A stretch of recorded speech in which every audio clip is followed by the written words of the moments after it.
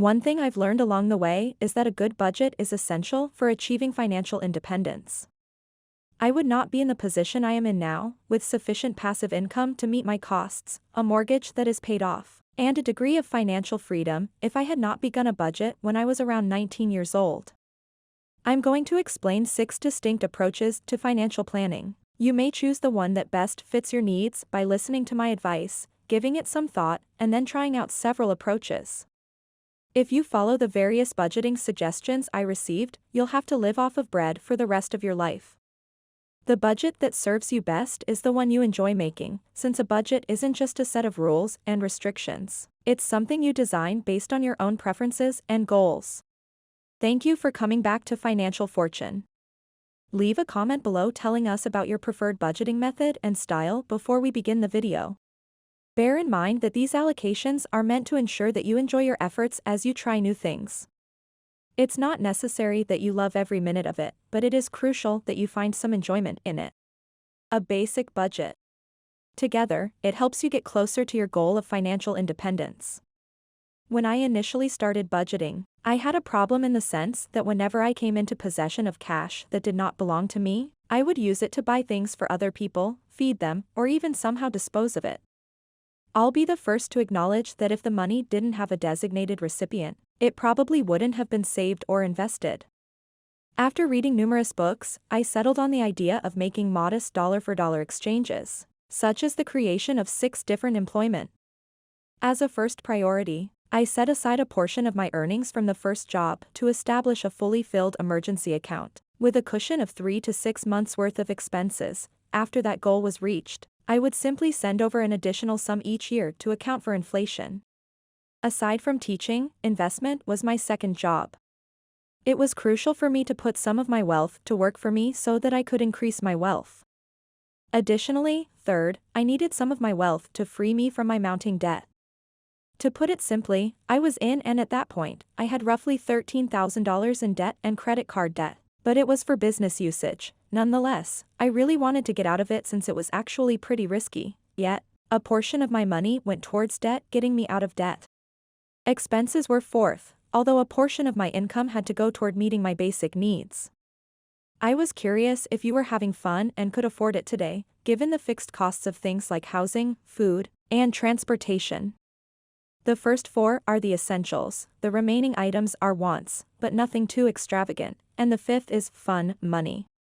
I used to indulge in my hobbies, which included frequent visits to Amazon to stock up on video games and computer components.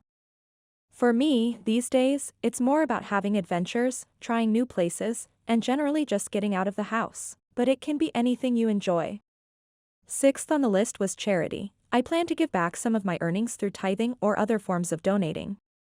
Zero-based budget.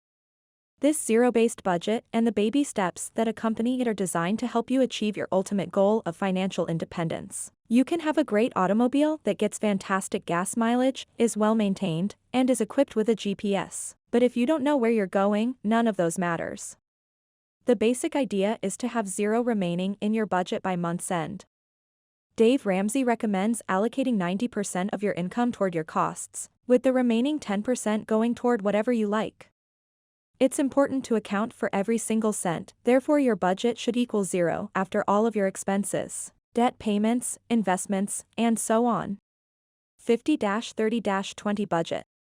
Budgets and general rules of thumb are both things I dislike since they make me nervous and because everyone has different priorities.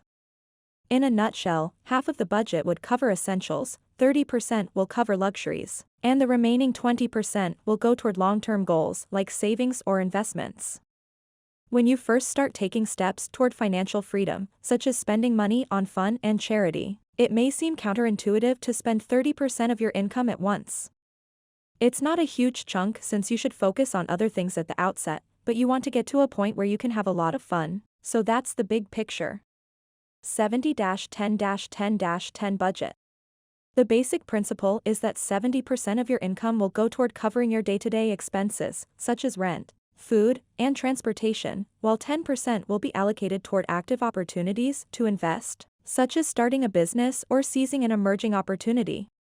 The remaining 10% will be invested in passive income opportunities that pay off over the long term, such as a retirement account or other long-term savings vehicle. If you're wondering, if I'm broke, why would I give money? The answer is that the concept of giving is based on the premise that you receive far more than you give. Giving money away has never left me broke, and I've never seen it do so either.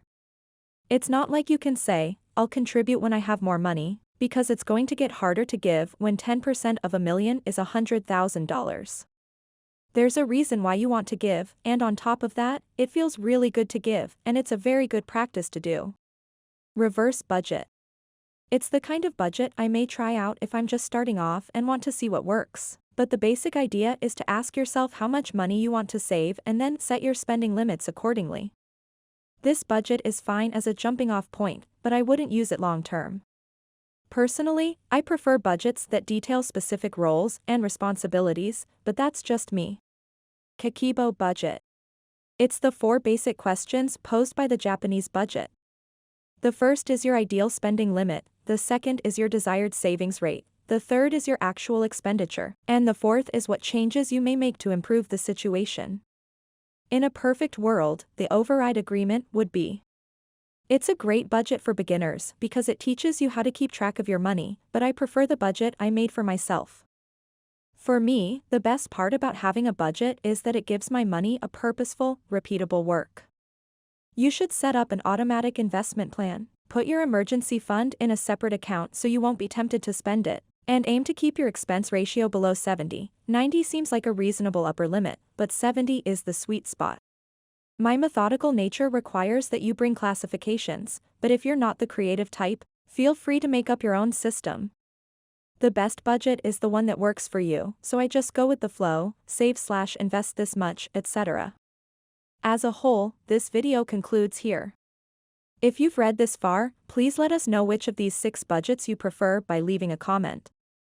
And if you enjoyed this video, give it a thumbs up, share it with your friends, and subscribe to the channel.